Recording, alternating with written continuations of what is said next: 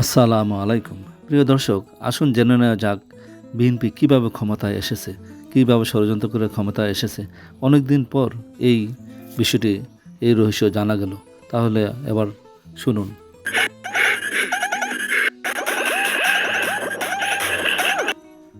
আন্দালিব পার্থ কয়েকদিন আগে জ্বালাময়ী বক্তব্য দিছে সংসদে, শুনেছেন না? এটা তো শুনেছেন আপনারা সবাই, তাই না? সবাই ধন্য ধন্য করিচ্ছে, ধন্য ধন্য বলি তারে। তারেক রহমান খুশি হয়ে পিঠ চাপড়ে দিচ্ছে, দেখেন। তবে জুলাই সনদ নিয়ে মূল যে স্পিরিট পার্থর, সেইটার সাথে আমি যে ভিডিও দিছি কয়েকদিন আগে, সেটার কোনো তফাৎ নাই। জুলাই সনদের ব্যাপারে কমিটমেন্টের প্রশ্নে বিএনপি তাদের অবস্থান শক্ত করতেছে বলে আমার মনে হয়েছে। এটা সত্য, বিএনপি ফ্যাসি বিরোধী লড়াইয়ের সহযোদ্ধা কমরেড। জুলাই নির্মাণে তার অবদান অস্বীকার করা সম্ভব না। আমাদের সকলের শরীরে মনে আমরা প্রত্যেকেই ফ্যাসিবাদের চিহ্ন বহন করতেছি, বিএনপি এর বাইরে না। পার্থ জুলাই নিয়ে কি বলছে সেটা রেকর্ডে থাকা দরকার, শোনেন। এবং আমি আপনাকে বলে দিচ্ছি, যদি জুলাই সনদের বিরুদ্ধে আমরা স্ট্যান্ড করি, এরা স্ট্যান্ড, আমাদের ঐক্য স্ট্যান্ড করে, আমি আন্দালিব রহমান পার্থ তার বিরুদ্ধে দাঁড়িয়ে কথা বলবো ইনশাআল্লাহ। তারেক রহমান নিজে হ্যাঁ ভোট দিতে বলছে গণভোটে। আপনাদের সকলকে অনুরোধ করব যে ধানের শীষে যেমন সিলটা দিবেন 12 তারিখে, একই সাথে আপনাকে যে দ্বিতীয় ব্যালট পেপারটি দিবে হ্যাঁ এবং না, সেখানে হ্যাঁ এর পক্ষে দয়া করে আপনারা রায় দিবেন। মনে থাকবে তো? সালাউদ্দিন সাহেব বলছে জুলাই সনদের পক্ষে আমরা আছি। তো সেটা তো আর নির্বাচিত হয় নাই, সেটা হচ্ছে জুলাই জাতীয় সনদের পক্ষে আছে কি নাই। তো জুলাই জাতীয় সনদের পক্ষে তো আমরা আছি, সারা জাতি আছে। শুনেছেন, রেকর্ড থাকলো। আমরা লক্ষ্য রাখবো কি করে বিএনপি রেজিম সংবিধান সংস্কার নিয়ে, জুলাই সনদের প্রতি তার কমিটমেন্টটা কতটুকু রাখে, সেটা আমরা দেখব। তবে আজকের আলাপটা পার্থর বক্তৃতার অন্য কিছু অংশ নিয়ে, কারণ পার্থ এমন কিছু বলছে, আরো কিছু ওইটা বলতে যায়, যেগুলো নিয়ে কিছু আলাপ আমাদের করতেই হবে। একটা জিনিস সত্য, যে বিরোধী দল আর দেশের মানুষের মধ্যে একটা বড় অংশ বিএনপির জুলাই সনদের প্রতি কমিটমেন্টের প্রতি আস্থা পাইতেছে না। এইটা বিএনপিকে বুঝে দেখতে হবে যে কেন আস্থা পাইতেছে না। এটাও পার্থের বক্তব্যে আছে, কেন আস্থা পাইতেছে না এটা পার্থের বক্তব্যে আছে। শোনেন, পার্থ বলতেছে আপনারা কেন বিপ্লবী সরকার করলেন না। শোনেন, একদম রেসপেক্টের সাথেই বলি, আপনারা সেই সময় রেভলিউশনারি গভর্নমেন্ট করেন নাই কেন? নর্মাল গভর্নমেন্টে গেলেন কেন? ট্রানজিশনাল রেভলিউশনারি গভর্নমেন্ট করতেন। শুনেছেন পার্থ কেন বলতেছে আপনারা কেন করলেন না? মানে অন্তর্বর্তীকালীন সরকার কার পার্থ? এটা তো আপনার না, আপনারা ছিলেন না সেই সরকার তৈরির সময়। আপনারা জান নাই ক্যান্টনমেন্টে ড্যাং ড্যাং করতে করতে, বাসে কইরা, মাইক্রো বাসে কইরা, বাসে কইরা এই সরকার কেমন হবে সেটাতে আপনাদের বক্তব্য ছিল না, বক্তব্য নেওয়া হয়নি। আপনারা তো নিজেই বলছেন অন্তর্বর্তীকালীন সরকার আপনাদেরই ছিল। শোনেন, আপনাকে একটা কথা বলি, আসলে বলা উচিত না, ইন্টারিম গভর্নমেন্ট তো আমাদেরই ছিল। এখন হাত ঝেড়ে ফেলতেছেন কেন? তখন যদি বিপ্লবী সরকার হয়ে না থাকে, এটা দায়িত্ব জামাত এনসিপির একার না। আপনি জামাত এনসিপির উপর দায়িত্ব পাইতেছেন। এই সরকার তৈরির সময় আপনি ছিলেন, আপনি নিজের দায়িত্ব নিলেন একটু আগেই। আবার শোনান, আপনাকে একটা কথা বলি, আসলে বলা উচিত না, ইন্টারিম গভর্নমেন্ট তো আমাদেরই ছিল। আপনি এনসিপির উপর দায়িত্ব পেতেছেন। এই সরকার তো তৈরি হয়েছে আসিফ নজরুলের বাসায়। দেখেন, একটা ক্লিপ দেখাই। এই ভদ্রলোক বলতেছে যে আসিফ নজরুল এবং সামরিক কর্তৃপক্ষ ইন্টারিম গভর্নমেন্ট তৈরির ক্ষেত্রে সবচেয়ে বেশি ভূমিকা রাখছে। অনেকগুলো স্বার্থের সম্মিলন হয়েছে। একদিকে হচ্ছে আর্মড ফোর্সেসের, তাদের তো নিজস্ব পছন্দ নিশ্চয় ছিল। আমাদের যিনি চিফ অ্যাডভাইজার হলেন, ওনারও নিজস্ব পছন্দ ছিল। এবং ওই সময় সবচেয়ে যিনি বেশি প্রভাব বিস্তার করেছিলেন, বিশেষ করে আমাদের যিনি অধ্যাপক, সম্মানিত অধ্যাপক আসিফ নজরুল, ওনার প্রভাবটাও কাজ করেছে। এবং বিশেষ করে প্রফেসর ইউনূসের সাথে ওই মুহূর্তে ওনার যে সম্পর্কটা আমার কাছে মনে হচ্ছে অনেক প্রগাঢ় ছিল বিভিন্ন কারণে, যার ফলে উনি হয়তো বা প্রফেসর ইউনূসের সাথে এই কে কোন নামগুলা যাবে, কোন নামগুলা যাবে না, উনি একটা বড় নিয়ামকের ভূমিকা পালন করে থাকতে পারেন, যদিও আমি নিশ্চিত না। কিন্তু এই আলাপগুলা কিন্তু সত্যিকার অর্থে কেউ বলছে না। শুনেছেন? আচ্ছা, এবার শুনেন, বঙ্গভবনে যাইয়া প্রধান উপদেষ্টা কে হবে এটাও তারা ঠিক করেছে। মানে এই দুইজন, একজন এই যে মানজার আল মতিন, যার আব্বু মাহমুদ ভাইকে বলছিল ট্রুথ ইজ নো ডিফেন্স। শুনেন, কিন্তু আমার কাছে এই মুহূর্তে মনে হচ্ছে, যেদিন আমরা বঙ্গভবনে গেলাম 6 আগস্ট, তখন বিশেষ করে আমাদের একটা বড় দায়িত্ব ছিল, আমাদের যে নতুন সরকার হবে সেই সরকারের প্রধান কে হবেন। অন্তর্বর্তী সরকারের। তো সেটা একটা কাজ ছিল, যেই কাজটা আমরা বোধহয় 6 থেকে 7 ঘন্টা লেগেছিল সম্পূর্ণ করতে, এবং দীর্ঘ সময় আমাদেরকে বঙ্গভবনে থাকতে হয়েছিল। আমি যদি ভুল না করি সেই দিনটা ছিল 6 আগস্ট, এবং এটার পেছনে আপনারও কিছু অবদান ছিল, বিশেষ করে বঙ্গভবনে যাওয়া কিংবা না যাওয়া নিয়ে। শুনেছেন? আচ্ছা বলেন তো, এই লোকটার চিনেন আপনি? সাদা চুল, ঢাকা ইউনিভার্সিটি প্রফেসর। সে নিজেই বলছে সে একটা নিরাপদ জীবন চায়, সিভিল সোসাইটি নিরাপদে থাকতে চায়। শোনেন, সিভিল সোসাইটির অনেকেই যারা নেতৃত্ব ছিল, তার মধ্যে আমিও নিশ্চয়ই আছি, সিভিল সোসাইটি তো সবসময় একটু নিরাপদেই থাকতে চায় সামাজিকভাবে। তো মাস্টার তুমি তাইলে এর মধ্যে ঢুকো কেন বাপ? কেন বিশ্ববিদ্যালয়ের শিক্ষকদের ওই জায়গায় যাইতে হবে? সরকার কেমন হবে সেটা ঠিক করতে হবে কেন? সে যে কয়টার নাম বলিছে, ওখানে কারা কারা গেছিল বঙ্গভবনে, আপনারা জানতেন যে এরকম ইউনিভার্সিটি মাস্টাররা গেছিল? এদেরকে নাহিদ নিয়ে গেছে, ওই সেই বলতেছে নাহিদ নিয়ে গেছে। বিশেষ করে সেই সময় প্রথম যোগাযোগটা করেছিল নাহিদ, যে স্যার আপনাদেরকে যেতে হবে, আপনারা একজন যাবেন। এই যে কয়টা টিচার গেছিল সব কয়টা আলট্রা সেকুলার লেফট, আমি তাদের নাম বলতেছি না, তাহলে বুঝেন এই ট্রানজিশনটা কেমনে ম্যানেজড হয়েছে, কেমনে এই সরকার তৈরি হয়েছে। ভাবছেন সরকার তৈরির দায় তো এদের। তারপরে মানুষের মনে কেন সন্দেহ আছে জানেন? সংবিধান সংস্কার কমিশন এগুলো তো বিএনপির দফা। বিএনপির 31 দফার প্রথম দফা কি ছিল? এডিটর সাহেব দেখান। দফা 1, সংবিধান সংস্কার কমিশন গঠন। একটি সংবিধান সংস্কার কমিশন গঠনের মাধ্যমে বিতর্কিত ও অগণতান্ত্রিক সংশোধনীয় পরিবর্তন পর্যালোচনা করে প্রয়োজন অনুযায়ী বাতিল বা সংশোধন করার কথা জানানো হয়। সংবিধানে গণভোট ব্যবস্থা পুনঃপ্রবর্তন করে জনগণের গণতান্ত্রিক অধিকার পুনঃপ্রতিষ্ঠা করার কথা বলা হয়। তো সংবিধান সংস্কার কমিশন কই আপনার? 1 নম্বর দফা তো ছিল আপনার 31 দফা, এটা আপনাদের। বাদ দেন প্রফেসর ইউনূসের সংবিধান সংস্কার, আপনাদেরটা করেন। এখন মুখটা বন্ধ কেন? এই যে পার্থ সাহেব, বলেন তো কি বলছিলেন 31 দফার 1 নম্বরে? বাড়ি কোথায় গোপালী? আপনার মুখটা এখন বন্ধ কেন? বলেন তো কি বলছিলেন এতক্ষণ ধরে? মুখটা বন্ধ কেন এখন? দেশ কোথায় গোপালী? দেখেছেন, খালেদা জিয়াও একই কথা কয়। পার্থ কইছে এনসিপি কে আপনারা জেন জি কে রিপ্রেজেন্ট করেন, আপনারা জামাত জেনারেশন হইয়েন না। শুনেন, আর এনসিপি যে আমাদের দল, আমাদের হিরোরা যারা যুদ্ধ করেছেন, যারা এখানে আছেন, তাদেরকে বলে দিই আপনারা জেনজি কে রিপ্রেজেন্ট করেন, জামাত জেনারেশন হয়ে যান না। আপনারা তো বাংলাদেশে জাতীয়তাবাদী রাজনীতি করেন, বাকশালী হয়ে যায় না। আওয়ামী লীগের সমর্থন নিয়ে তো ক্ষমতায় এসেছেন।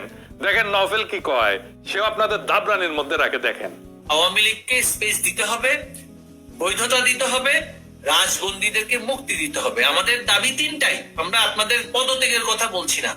প্রক্রিয়া যাই হোক, আপনার পারফরমেন্স দেখতে চাই। পারফরমেন্স আপনি সংসদে দেখান, রাষ্ট্র পরিচালনা ক্ষেত্রে দেখান। আমরা আপনার সাথে মৌন সমর্থন দিয়েছি বলেই আপনি ক্ষমতায় এসেছেন। আপনি ভুলে যাবেন না, এই সমর্থন সরে গেলে কিন্তু আপনার ক্ষমতা আর থাকবে না। শুধু নভেল না, বাকশালের কাছে ভোট চাইয়া নিয়েছেন, কান্নাকাটি করে হাত পা ধরে হাসিনাই বলছে। শুনেন, বিএনপির অবশ্য অনেক প্রার্থী আমাদের আওয়ামী লীগের নেতা কর্মীর কাছে হাত পা ধরেছে, ধর্ণা দিয়েছে, জামাত ঠেকানোর জন্য। দয়া ধর্ম করে তারা ভোটও দিয়েছে। ক্ষমতায় যেতে না দিয়ে তাদের চেহারা পাল্টে গেছে। হ্যাঁ সত্য নাকি পার্থ?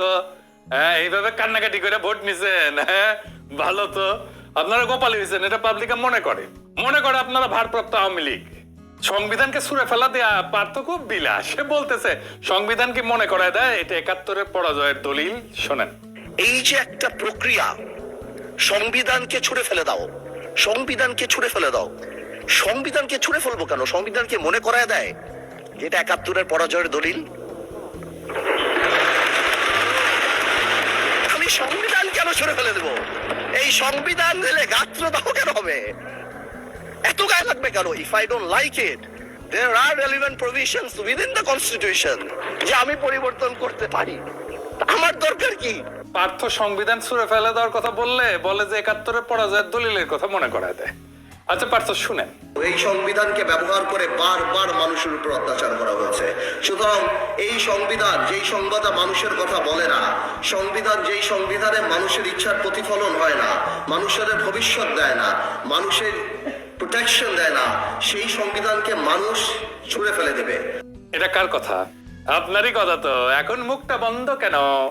এই যে পার্থ সাহেব, বলেন তো কি বলছিলেন সংবিধান ছুঁড়ে ফেলে দেওয়া নিয়ে? বাড়ি কোথায় গোপালী? আপনার মুখটা এখন বন্ধ কেন বলেন তো কি বলছিলেন এতক্ষণ ধরে?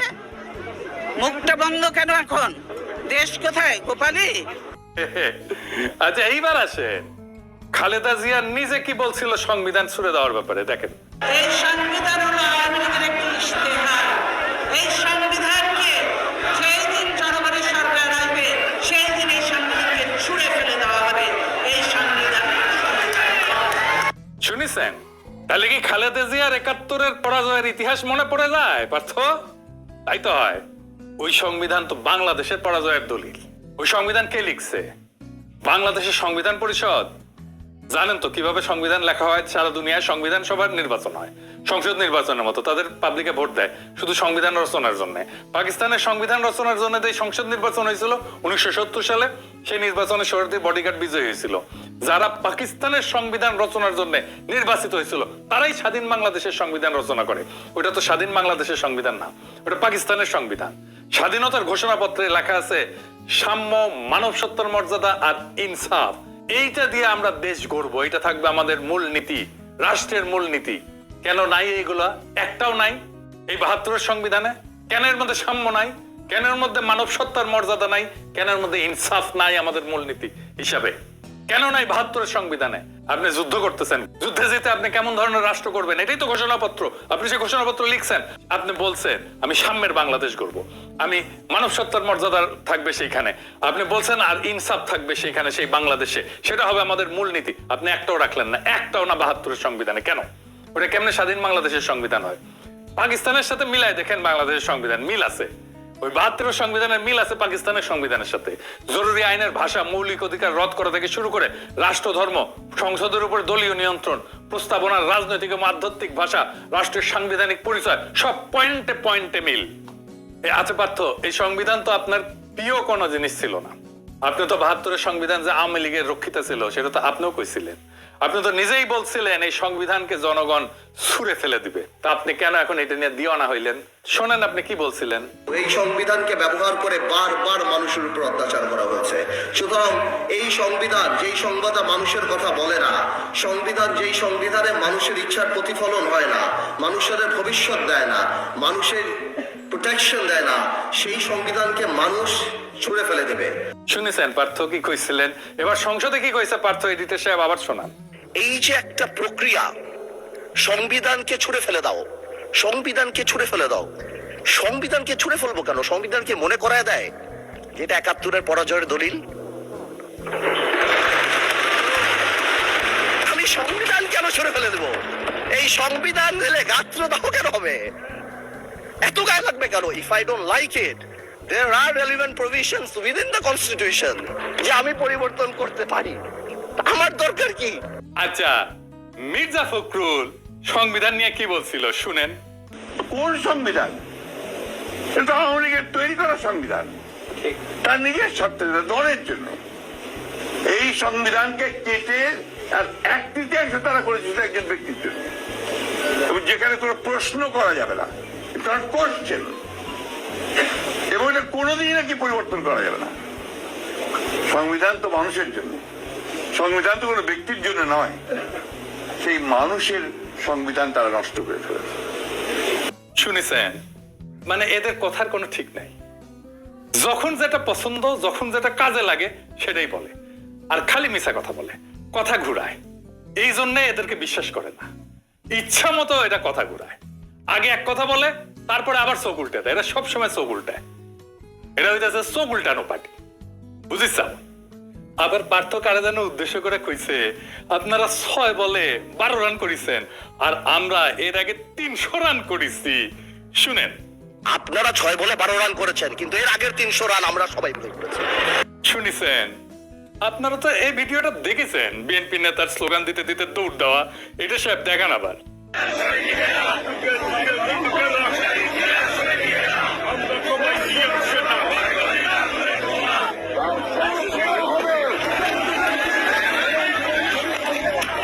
দেখেছেন? কেউ জানতেন যে কেন দৌড় মারিচ্ছে? ওই পার্থ আজকে কলে কয়া দিল 300 রান করা লাগবে না, ওই জন্য দৌড় মারিছে। বিএনপির দৌড়ের উপরে রেখে তাহলে হাসিনা ভালোই করেছে, রান বেশি উঠেছে। দৌড় মারাটাই ওদের কাছে আন্দোলন। আপনারা ঈদের পরে আন্দোলন আন্দোলন শুনেছিলেন না? খালি ঈদের পরে তীব্র আন্দোলনের ডাক দিত মির্জা ফখরুল কেসি গেটের মাঝখানে বসে।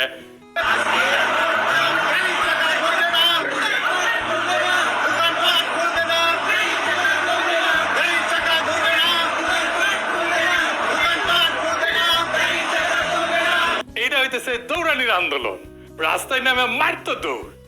17 বছর এই আন্দোলন করে যে কিছু করতে পারে নাই, সেটা পার্থ নিজের মুখে বলেছিল, শোনেন।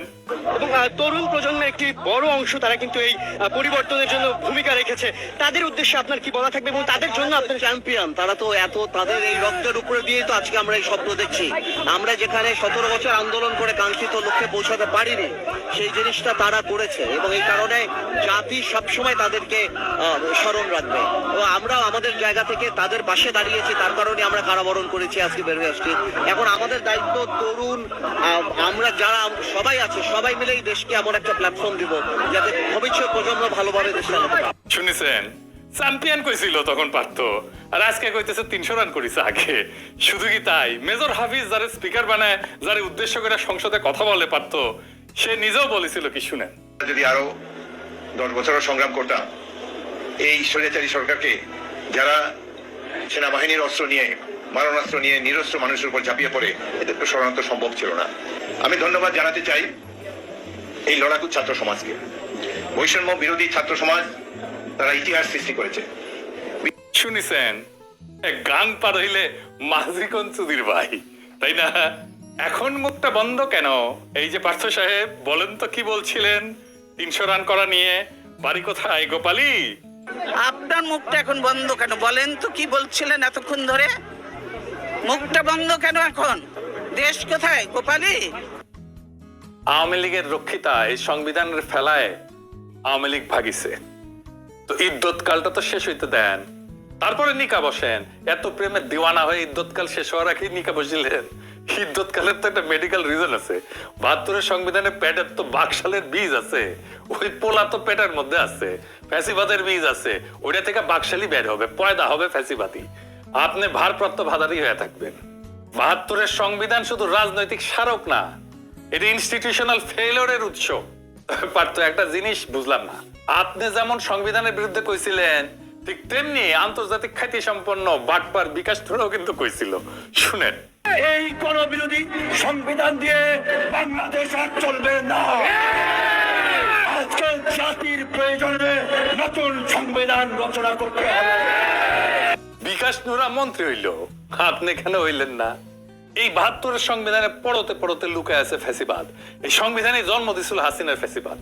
বাংলাদেশে আরো ফিরে আসবে ফ্যাসিবাদ যদি এই 72 সংবিধান থাকে।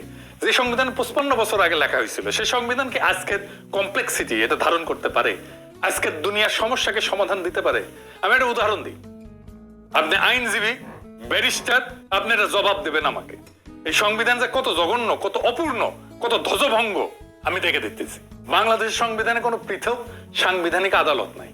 সাংবিধানিক আদালত কেন লাগবে? কারণ সংবিধান ব্যাখ্যা এবং রক্ষার দায়িত্ব সাংবিধানিক আদালতের। এই ব্যাখ্যা এবং রক্ষার দায়িত্ব আমি দিয়ে দিয়েছি সুপ্রিম কোর্টকে। কিন্তু যে সুপ্রিম কোর্টের বিচারপতি নিয়োগ পায় রাষ্ট্রপতির মাধ্যমে, যিনি প্রধানমন্ত্রীর পরামর্শে কাজ করে, তার মানে কি? তার মানে বিচারপতি তো আমার নিয়োগ করার চাকর। জার্মানি, দক্ষিণ কোরিয়া, দক্ষিণ আফ্রিকা, বহু দেশে পৃথক সাংবিধানিক আদালত আছে, যেখানে বিচারপতি নিয়োগের নির্বাহী বিভাগের হস্তক্ষেপ থাকে না। বাংলাদেশে এই সুরক্ষা নাই। ফলাফল, বিচার বিভাগ নির্বাহী বিভাগের উপর নির্ভরশীল হয়ে পড়ছে। সংবিধান রক্ষার দায়িত্ব যাদের উপরে, তারা নিজেরাই সংবিধান লঙ্ঘনকারী নিয়োগ করা। আপনি যার সাংবিধানিক আদালত ঢুকাইতে পারবেন সংবিধান সংশোধন করে? এই সংবিধানে বলেন তো কতগুলো জায়গায় আপনার সংশোধনী আনতে হবে? চিন্তা করে দেখছেন একবার? আপনি তো ব্যারিস্টার। পুরা কনস্টিটিউশনের ডিজাইনটাই হাইকোর্ট ডিভিশন, অ্যাপিলেট ডিভিশনকে কেন্দ্র করে লেখা। ফলে আলাদা সাংবিধানিক আদালত আনতে গেলে সংবিধানের ভেতরে টুকরা টুকরা জোড়াতালি দিতে হবে অনেকগুলো জায়গায়। আমি হিসাব করে দেখছি 12 থেকে 14টা জায়গায়। আর্টিকেল 44 থেকে শুরু করে 111, 152, থার্ড শিডিউল পর্যন্ত ছড়ায় থাকা ধারাগুলো সেইটে বদলে পুনর্লিখন করতে হবে, একেবারে আলগা পাঁচতলা চেঞ্জ করতে হবে। আর্টিকেল 44 বদলাইতে হবে, 94 বদলাইতে হবে, আর্টিকেল 95 বদলাইতে হবে, আর্টিকেল 96 বদলাইতে হবে, আর্টিকেল 104 বদলাইতে হবে, 105 বদলাইতে হবে, 6 বদলাইতে হবে, আর্টিকেল 98 বদলাইতে হবে, আর্টিকেল 101 বদলাইতে হবে, 102 বদলাইতে হবে, প্রায় নতুন করে লিখতে হবে, আসতে গেলে 103, 104, 105, 106, 107, 108, 109, 110, 111 এগুলো সব বদলাইতে হবে। আর্টিকেল 152 বদলাইতে হবে, থার্ড শিডিউলে হাত দিতে হবে। আর্টিকেল 148 পুরো আবার পুনর্লেখন করতে হবে, পুরো প্রথম আগা পাস্তলা 12টা থেকে 14টা মূল অনুচ্ছেদকে আমূল বদলাইতে হবে। এটা নতুন সংবিধান লেখা সহজ নাকি? বলবেন এখন সাংবিধানিক আদালতের দরকার নাই? আপনারা বলেন সংসদ মহান, সংসদ সার্বভৌম। না, সংবিধান ব্যাখ্যা রক্ষা করার দায়িত্ব সুপ্রিম কোর্টের। আপনার কিসের সার্বভৌম? বাংলাদেশে তো জুডিশিয়াল অটোক্রেসি আছে সব সময়, সবার উপরে আদালত, অনির্বাচিত বিচারকদের রাহাজানি চলে সব সময় সংবিধানের উপরে। কথা খুব সোজা, যে সংবিধান বারবার স্বৈরতন্ত্রের জন্ম দেয়, যে কাঠামো ফ্যাসিবাদ থাকিতে পারে না, যে ব্যবস্থায় জনগণের ভোটের উপরে দল, দলের উপরে নেতা, আর নেতার উপরে আর কেউ থাকে না, সেই ব্যবস্থা রক্ষা করাকে আমি কোনো প্রজ্ঞা বলে মনে করি না, কাপুরুষতা বলে মনে করি, প্রতারণা বলে মনে করি।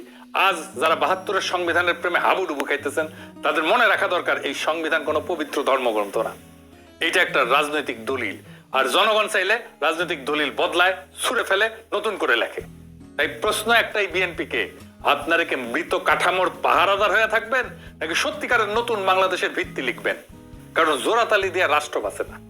নতুন রাষ্ট্র করতে হলে নতুন সাহস লাগে, নতুন রাষ্ট্র করতে গেলে নতুন সংবিধান লাগে। 72-এর সংবিধান 1973 থেকে শুরু করে 2026-এর বাংলাদেশি উপহার দেবে আপনাদেরকে। আবার একই জিনিস ঘটবে, সংবিধানই তো রাষ্ট্র বানায়। আপনাদের আগের সংবিধান রাখছেন, তাহলে আগের রাষ্ট্রও থাকবে। আগামীর বাংলাদেশ আর বানাইতে পারবেন না। আমরা নতুন সংবিধান লিখবো, আজ বা কাল, একদিন না হয় আর একদিন। নতুন সংবিধান ছাড়া বাংলাদেশ আজাদ হবে না, বাংলাদেশের মানুষের আজাদি আসবে না। আমাদের আজাদ হওয়া দরকার, আমাদের আজাদি দরকার। আজাদি জিন্দাবাদ, ইনকিলাব জিন্দাবাদ। খবর শোনার জন্য আপনাদের সকলকে ধন্যবাদ। চ্যানেলটি সাবস্ক্রাইব করে আমাদের সাথে থাকবেন। ধন্যবাদ। চ্যানেলটি সাবস্ক্রাইব করার জন্য অনুরোধ রইল এবং লাইক, শেয়ার, কমেন্ট করবেন। ধন্যবাদ।